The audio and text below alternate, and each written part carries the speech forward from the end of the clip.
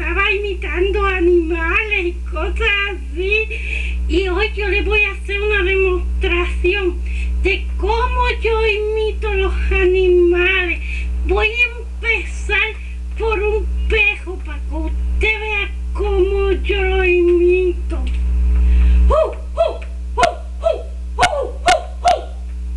Y ahora les voy a imitar una pejita que le metieron a palo.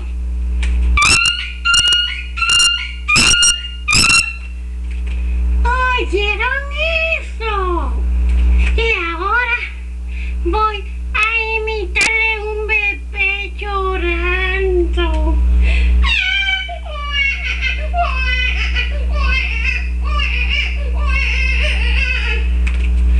¿Oyeron? Y ahora les voy a imitar una mujer que el marido la dejó.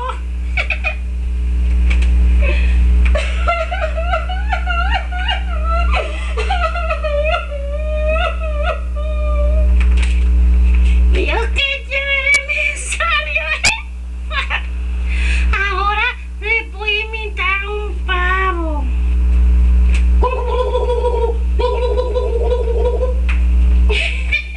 Ese pavo estaba ronco.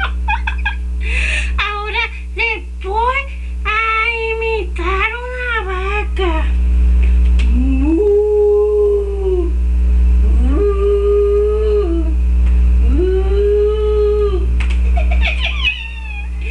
Y ahora les voy a imitar un gallito kikiriki.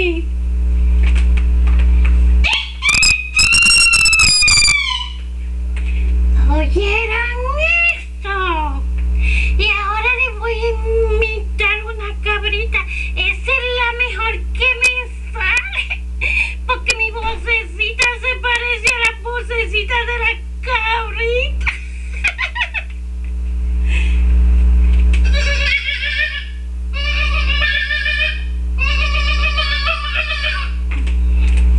¿Lo vieron que bien me salió esa? Pero la imitación que más me gusta es